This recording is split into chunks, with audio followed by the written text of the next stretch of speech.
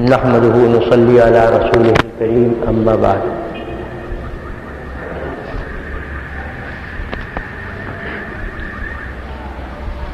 میرے محترم بزرگوں،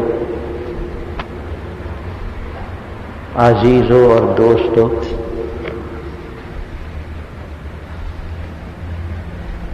یہ ہمارا موجودہ زمانہ اگرچہ دعویٰ کیا جا رہا ہے کہ سائنسی ترقی کے اعتبار سے بہترین زمانہ ہے،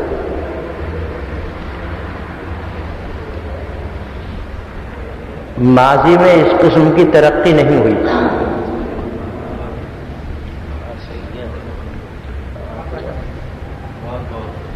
یہ تو ایک الگ موضوع ہے کہ ان کا یہ دعویٰ صحیح ہے یا نہیں.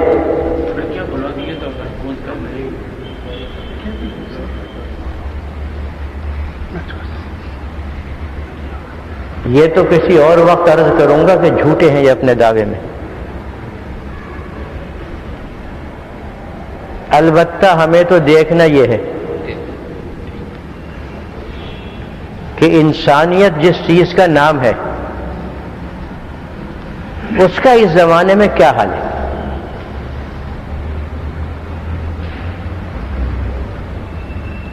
انسان کی اخلاقی اقدار، اس کی روحانی بصیرت اور انسانیت اور شرافت کا معیار وہ کس حال میں ہے دیکھنا یہ ہے. اگر آپ دیکھیں گے تو افسوس کے ساتھ آپ کو یہ نتیجہ نکالنا پڑے گا کہ آج کی دنیا میں جو سائنسی ترقی کی بہت اعلیٰ دنیا کہی جاتی ہے، جھوٹ، مکر و فریب، دغا بازی، مفاد پرستی، حلال و حرام کا امتیاز نہ کرنا، حلال و حرام میں فرق نہ کرنا، اور سب سے بڑھ کر یہ کہ اپنے رب کو بھول جانا، یہ تحفہ ہے اس ترقی کا جس کا دعویٰ کیا جا رہا ہے.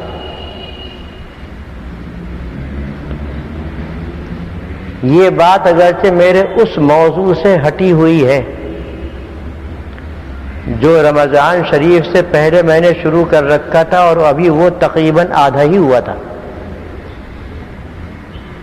لیکن میں اس وقت مجبور ہو کر حالات کو دیکھ کر آپ کے سامنے یہ بات عرض کر رہا ہوں. اول تو یہ دعویٰ ہی کھوکھلا ہے کہ ہم نے شاندار ترقی کی ہے، دو وجہ سے. ایک تو اس وجہ سے کہ یہ اپنے اس دعوے میں جھوٹے ہیں، ہمیں مرعوب کر رکھا ہے اور ہمارے ذہنوں کو انہوں نے بالکل دبا رکھا ہے، مغلوب کر رکھا ہے. جتنی بھی چیزیں انہوں نے ایجاد کی ہیں ان کی نہیں ہیں. آپ کو حیرت ہوگی، یہ تمام چیزیں وہ ہیں جو مسلمان سائنسداں پیش کر چکے تھے، سب چیزیں وہ ہیں. تفصیل تو بہت ہے، تاریخ پر نظر رکھنے والے اس کو جانتے ہیں کہ اس قوم نے اور مسلمانوں نے دنیا کے اندر کیا کیا چیزیں پیدا کی اور کیسے کیسے منصوبے انہوں نے بنائے، مگر چونکہ ان کی نظر میں ان چیزوں پر روپیہ خرچ کرنا فضول خرچی تھا، انہوں نے اس پر عمل نہیں کیا. منصوبہ موجود ہے. آپ کو شاید معلوم ہوگا کہ جہانی روس جو مر گیا، تتر بتر ہو گیا، ٹکڑے ہو گئے، آج سے 30 سال پہلے کتنی شان و شوکت میں تھا. اسی نے سب سے پہلے خلائی جہاز ایجاد کیے. اور سب سے پہلے اس نے ہی آدمی چاند پر بھیجا. یہ سب موجود ہے، تاریخ موجود ہے اس وقت کی اور اس زمانے کی تاریخ میں. لیکن خود اس روس نے اعلان کیا تھا اسی زمانے میں 1969 میں 1969 میں اعلان کیا تھا کہ یہ خلائی جہاز ہمیں ابو ریحان البیرونی کی کتاب سے اس کا منصوبہ ملا ہے. ابو ریحان البیرونی محمود غزنوی کے زمانے میں تھا اور ان کا مشہور ماہر فلکیات تھا. خلا کی تحقیق اور یہ اوپر جتنے چلے جائیں ان سب کی تحقیقات اس کے پاس تھی. اسی نے یہ منصوبہ پیش کیا تھا کہ اگر زمین کی کشش ثقل سے آزاد ہو جائے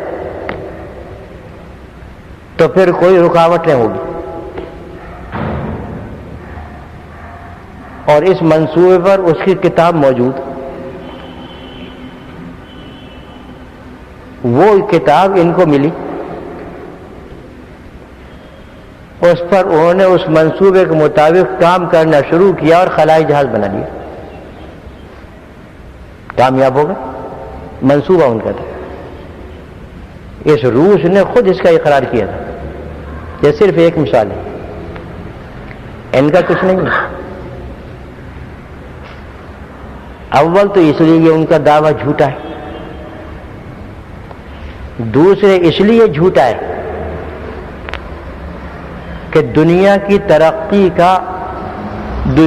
ترقی کا مجھ سے مراد یہ ہے، مطلب اس کا یہ ہے کہ انسان کو اور انسانیت کو ترقی ہو. کیونکہ یہ دنیا نام ہے انسان کا،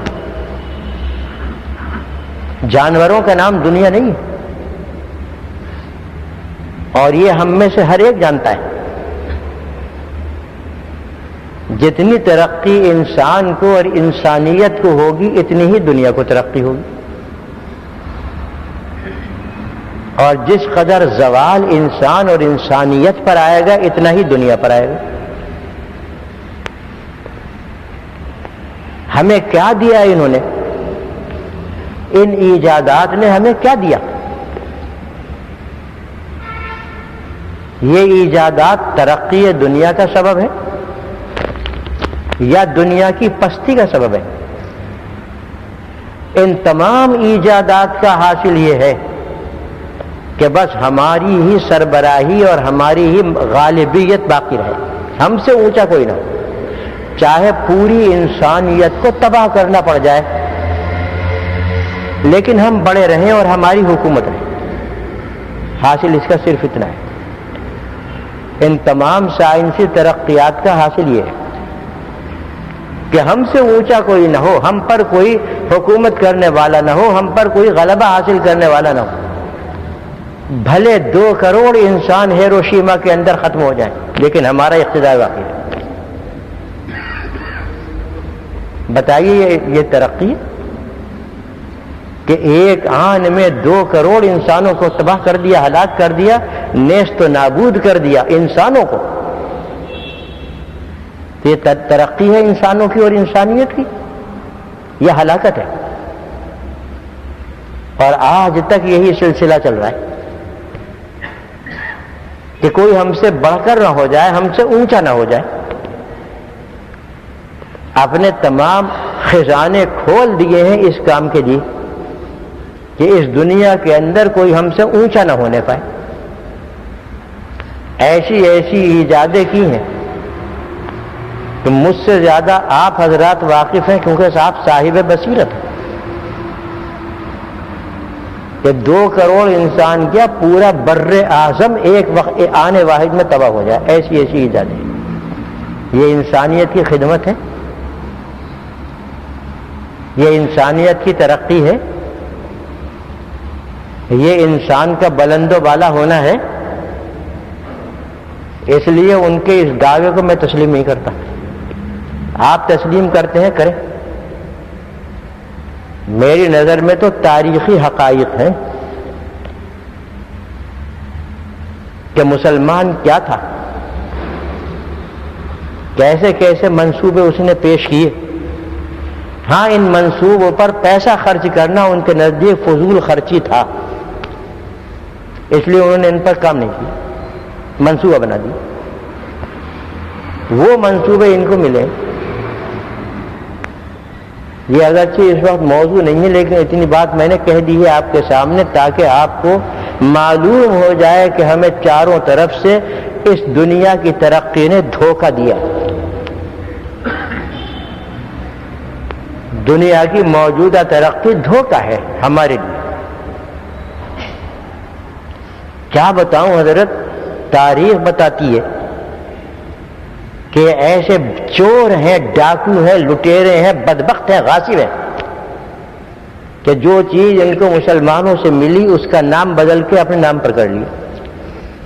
یہ ایسے چور ہیں اور ہماری آنکھیں بند ہیں، اس لیے کہ ہم نے اس چیز کو دیکھا ہی نہیں. ہمیں تاریخ دیکھنے کی کوئی ضرورت پیش نہیں آتی اپنے بزرگوں کی.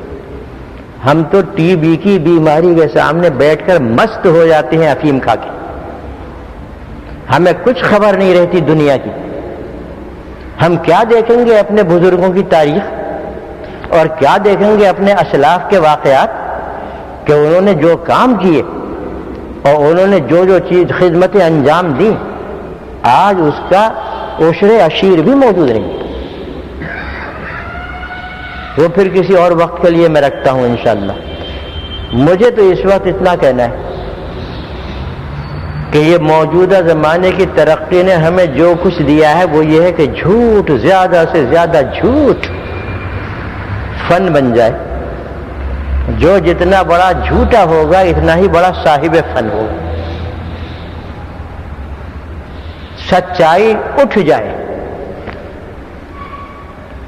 اس ترقی نے ہمیں یہ دیا. اسی طریقے سے اس ترقی نے ہمیں جو کچھ دیا اس کا حاصل یہ ہے کہ مکر اور فریب عام ہو جائے اور اس مکر و فریب کو بھی لوگ اپنے لیے ہنر سمجھیں کہ میں نے فلاں کے ساتھ ایسا مکر کیا، دیکھو کیسا اسے چت کر دیا. فلاں کے ساتھ ایسا دھوکہ دیا، فلاں کو ایسا دھوکہ دیا، دیکھو کیسے اس کو میں نے مار دیا. صاحبو ذرا غور کرو، یہ ملا ہے ہمیں. اور کیا ملا ہے؟ مفاد پرستی. آج آج بھائی بھائی کا نہیں. یہ ہے اس ترقی کا حاصل. آج بیٹا باپ کرے، بھائی بھائی کا نہیں. تو ایک مسلمان دوسرے مسلمان کا کیوں ہو جائے گا؟ مفاد پرستی. بس اپنی تجوریاں بھر لو اور اپنا مفاد حاصل کر لو، چاہے دوسرا کسی بھی حال میں ہو، چاہے وہ مر جائے، چاہے اس کے حقوق تلف ہو جائیں، لیکن ہمیں مل جائے. یہ ترقی ہے انسانیت کی؟ آپ ذرا بتائیے. اور کیا دیا اس تہذیب نے اور اس سائنسی ترقی کے دور نے؟ ہمیں کیا دیا؟ سن لیجئے. ہمیں دیا حضرت اس تہذیب نے اخلاق سے خالی ہو جانا، اخلاقی دیوالیہ ہمیں یہ دیا. آج اخلاق کا نام تو سنتے ہیں لیکن بڑے بڑے جغادریوں میں نظر نہیں آتا. آپ کو معلوم ہے کہ مومن کی شان وہ تھی جو حضور اکرم صلی اللہ علیہ وسلم کے سلسلے میں قرآن کریم میں آئی، انک لعلی خلق عظیم، کہ آپ بہت اونچے بڑے عظیم اخلاق پر ہیں. مومن آپ کی پیروی کرتا تھا. مومن کے اخلاق تھے، دنیا میں مانے ہوئے اخلاق تھے. آج اس کا کوئی نمونہ موجود ہے؟ وہ اتنے بڑے اتنے عظیم معاشرے میں کوئی نمونہ موجود ہے؟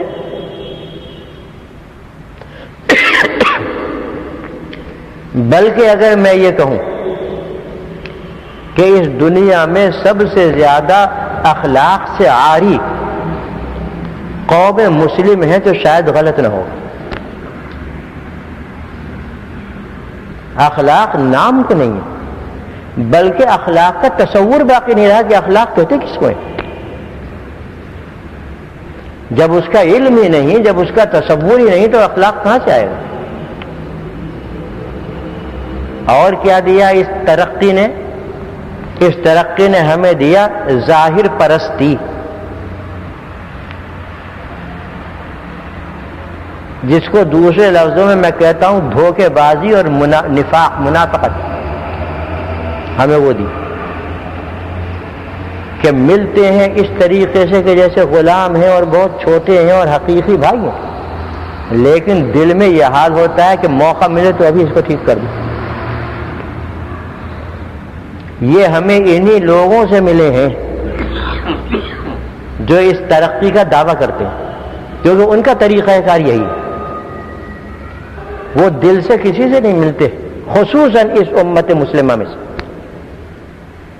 جو کچھ بھی وہ کرتے ہیں ظاہر داری کے لیے کرتے ہیں، اور دل میں ان کے یہ ہوتا ہے کہ وہ کسی طریقے سے اس امت کو تباہ کر دیں.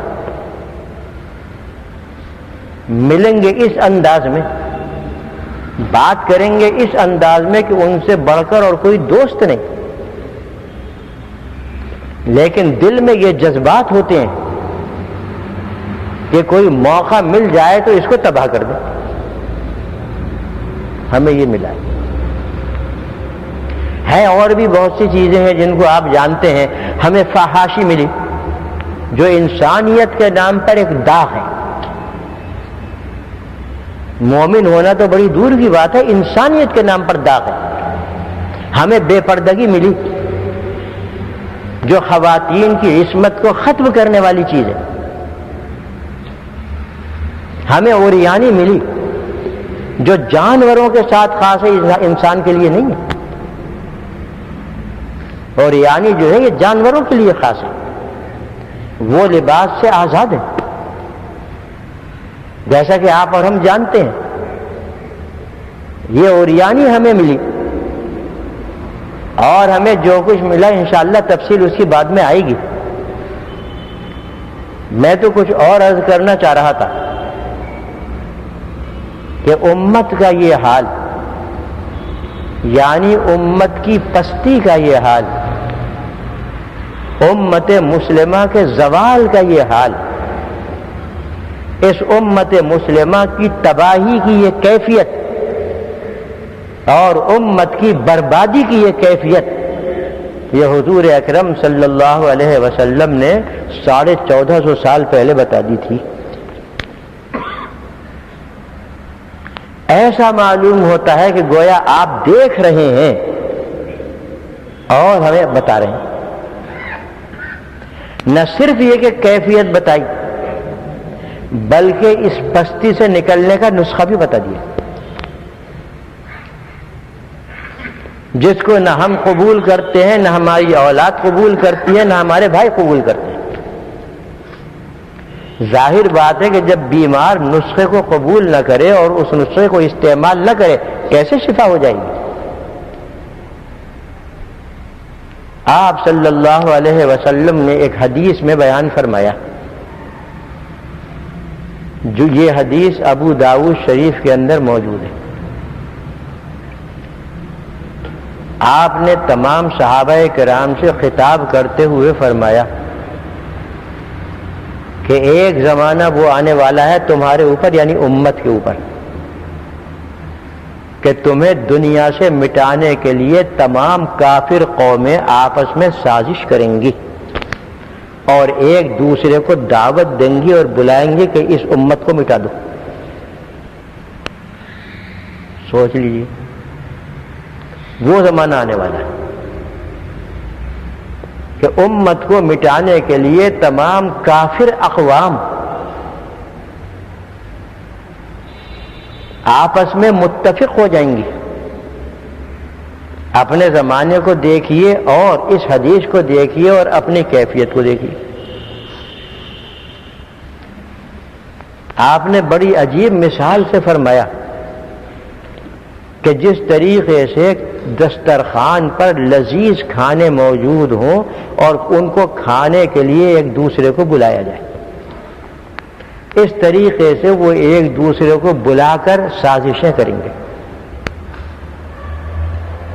دسترخوان پر کھانا چنا ہوا ہے اور لذیذ قسم کا کھانا ہے، اب لوگوں کو بلایا جاتا ہے کہ تو بھی کھا لے اور تو بھی کھا لے اور تو بھی کھا لے۔ حضور اکرم صلی اللہ علیہ وسلم کی جو احادیث ہیں ان کے اندر معنویت زیادہ ہے۔ ترجمہ تو وہ ہے جو میں نے کر دیا، لیکن احادیث کی معنویت کو دیکھنا چاہیے۔ اس مثال سے آپ نے بتا دیا کہ تم غیروں کے لیے اور کافروں کے لیے لقمہ تر بن جاؤ گے، بتا دیا۔ تمہاری کوئی حیثیت نہ ہوگی، تمہارا کوئی روب نہ ہوگا، کوئی دبدبہ نہ ہوگا، تمہاری شان و شوکت نہ ہوگی، بلکہ تم لقمہ تر بن جاؤ گے، لذیذ لقمہ بن جاؤ گے، نرم چارہ بن جاؤ گے۔ اسی لیے یہ تمام کافر قومیں اور تمہارے دشمن آپس میں متفق ہو جائیں گے تمہیں دنیا سے مٹانے کے لیے۔ حضرت تفصیل اس کے اندر کافی ہے کہ اس امت کو مٹانے کے لیے ہر وہ حربہ اختیار کریں گے کہ جس سے یہ امت اور زیادہ پستی میں چلی جائے، شکست خوردہ ہو جائے اور اپنے آپ کو اس قابل نہ سمجھے کہ ہم دشمن کا مقابلہ کر سکتے ہیں۔ ہر وہ حربہ اختیار کریں گے، اگر انہیں جنگ کرنا پڑے تو جنگ کریں گے۔ یہ میں تشریح کر رہا ہوں حدیث کی۔ اگر ان کو دوسری تدبیروں سے اس امت کو خراب کرنا مقصود ہے تو وہ کریں گے، اگر ان کو مال و دولت کے خزانوں سے امت کی خرابی مقصود ہے تو اس سے بھی دریغ نہ کریں گے۔ ہر وہ حربہ کہ جو امت کو کمزور تر کرنے کے لیے ہو وہ اسے استعمال کریں گے۔ چنانچہ یہ 1500 سالہ تاریخ ہماری اور ان کافروں کی انہی چیزوں سے بھری ہوئی ہے۔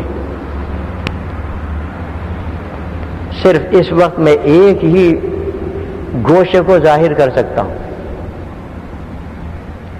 سب سے پہلے انہوں نے جنگی معرکوں میں اس امت کو فنا کرنے کی تدبیریں کی۔ حضور اکرم صلی اللہ علیہ وسلم کے دور مبارک سے خصوصاً خلفائے راشدین کے دور میں یہ معرکے برپا رہے۔ تاریخ دیکھیے اٹھا کر، مسلمانوں کی تاریخ، اسلام کی تاریخ، انگلینڈ کی تاریخ نہیں، لندن کی تاریخ نہیں، امریکہ کی تاریخ نہیں، تاریخ دیکھیے مکے اور مدینے کی۔ ہم تو گم ہو گئے ان مردود اور ملعونوں کی تاریخ میں، ہمارے بچے اس میں گم ہو گئے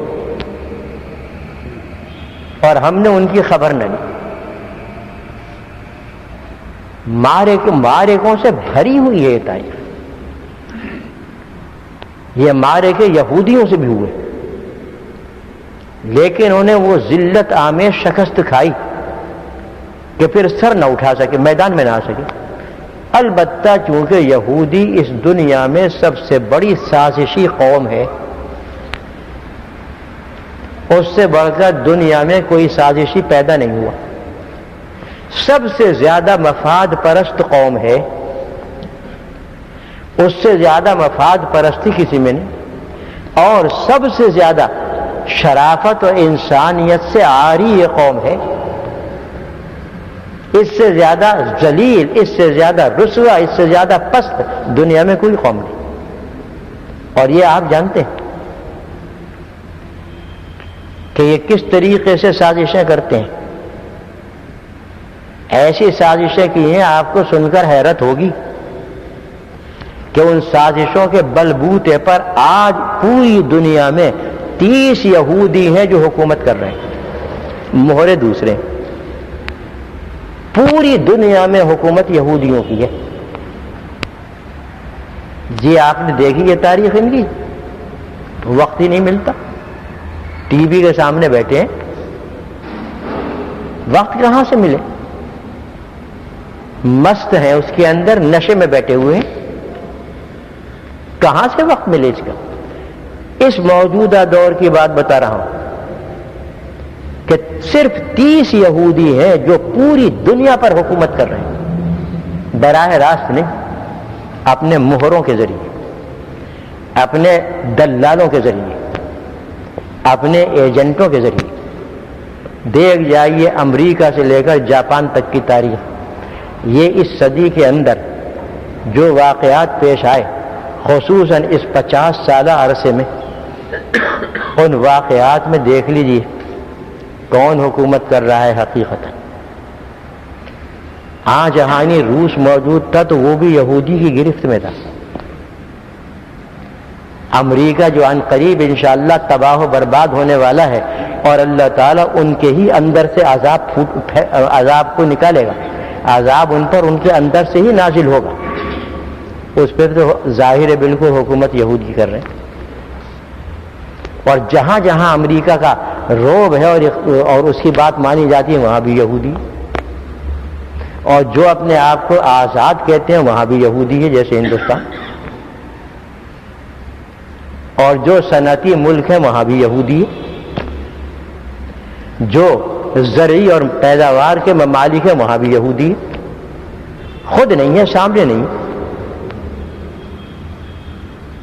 30 یہودیوں پر 30 یہودیوں کی حکومت پورے عالم میں چل رہی ہے. یہ ایسے سازشی ہیں. جب یہ بالکل شکست خوردہ ہو گئے اور ہمتیں ان کی میدان میں آنے سے پست ہو گئی، تو اب انہوں نے سازشیں کی. کبھی کسی قوم کو کھڑا کر دیا مسلمانوں کے خلاف، کبھی کسی قوم کو کھڑا کر دیا. سرمایہ دیتے تھے، جنگی مصارف دیتے تھے، اور اسی ذریعے سے حکومت کرتے تھے. 500 سال اسی حال میں گزرے کہ یہ مختلف قوموں کو ابھارتے رہے اور مسلمانوں سے مارے کا آزمائی کراتے رہے. لیکن اللہ تعالیٰ نے مسلمانوں کو فتح عطا فرمائی. چھٹی صدی ہجری میں اب یہ متوجہ ہوئے عیسائی یورپ کی طرف. اس وقت عیسائیوں کی بڑی حکومت تھی یورپ میں، اگرچہ وہ متفرق تھے اور بٹے ہوئے تھے، لیکن ان کو تو فن آتا ہے کافروں کو ایک نقطے پر جمع کرنے کا. لہذا ان کو ابھار دیا اور یہ نعرہ ان کے اندر لگوا دیا کہ بیت المقدس کو حاصل کرو، یہ مسلمانوں کے قبضے میں کیوں ہے؟ یہ تمہاری عبادت گاہ، یہ تمہارا روحانی مرکز. یہاں پر حضرت عیسیٰ علیہ السلام کی پیدائش ہے، اس کے قریب. تمہاری کتابوں میں، مذہبی کتابوں میں اس کی عظمت اور اس کا تقدس موجود ہے. ان ناپاک مسلمانوں کے قبضے میں کیوں رہے؟ حاصل کرو. اللہ نے تمہیں طاقت دی ہے، قوت دی ہے، حکومتیں ہیں، مال و دولت ہے، اگر کمی ہے تو ہم سے. عیسائی کھڑے ہو گئے اور انہوں نے حملے شروع کر دیے. یہاں سے صلیبی جنگ کی ابتدا ہوئی. سازش کس کی ہے؟ کون ہے پس پردہ؟ یہاں سے ابتدا ہوئی صلیبی جنگوں کی. صلیبی جنگوں کا نام بھی نہ سنا ہوگا، اس لیے کہ ہمیں تو فرصت ہے. ہمیں تو اپنے اسلاف اپنے بزرگوں کی تاریخ اور واقعات دیکھنے کی اور سننے کی فرصت نہیں ہے. ہمیں تو کرکٹ کا کھیل چاہیے اور ٹی وی چاہیے، بس ہم مست ہیں. مل گئی ہمیں زندگی کی دولت، صاحبوں آنکھیں کھولو اور دیکھو کہ ہم کون ہیں اور وہ کیا بدترین چیز ہے، اس کی طرف نظر کرو. چنانچہ صلیبی جنگیں شروع ہو گئی. میں تفصیلی واقعات تو بیان کر نہیں سکتا، میں تو صرف اشارے کرتا چلا جاؤں گا. اللہ رب العزت نے اس یلغار کا مقابلہ کرنے کے لیے ایک عظیم مجاہد پیدا کیا جن کا نام نور الدین زنگی ہے رحمہ اللہ. نام تو سنا ہوگا. یہ مجاہد بڑا عادل بادشاہ تھا، تہجد گزار تھا، صوم و صلات کا پابند تھا، قرآن کریم کے احکام پر عمل کرتا تھا. اپنے ملک میں قرآن کریم کے احکام نافذ کر رکھے تھے. بڑا عدل و انصاف والا، بڑا سخی، بڑا ایک غریب پرور. ایسے بادشاہ اسلامی تاریخ میں بہت کم گزرے ہیں. یہی پڑتا تھا درمیان میں سب سے پہلے، کیونکہ اس کی حکومت ملک شام پر تھی اور ملک شام کی چھوٹی سی حکومت تھی جو یہاں سے چلتی ہوئی مدینہ منورہ تک پہنچ گئی تھی. اس کی حکومت ملک شام پر بھی تھی، حرمین شریفین پر بھی. یہی ہے وہ شخص کہ جس نے حضور اکرم صلی اللہ علیہ وسلم کے جسد اطہر کو، جسم مبارک کو 2 عیسائیوں کے نکالنے سے ختم کیا تھا اور ان کو گرفتار کر کے قتل کر دیا تھا. یہ وہ شخص ہے نور الدین زنگی. یہ تو سنا ہی ہوگا آپ نے، نہیں سنا ہے تو اب سنو اور اپنے بچوں کو سناؤ. سب سے پہلے یہ زد میں آئے. فوج بھی اس کی کم، ظاہری طاقت و قوت بھی ایسی نہیں کہ یہ مقابلہ کر سکے. دوسری مسلمان ریاستیں تھیں لیکن ان میں سے کسی نے اس کا ساتھ نہیں دیا. تنہا میدان جنگ میں آیا اور عیسائیوں کی یلغار کو نہ صرف اس نے روکا بلکہ پسپا کر دیا. چلے گئے واپس. پھر تیار ہو کے آئے.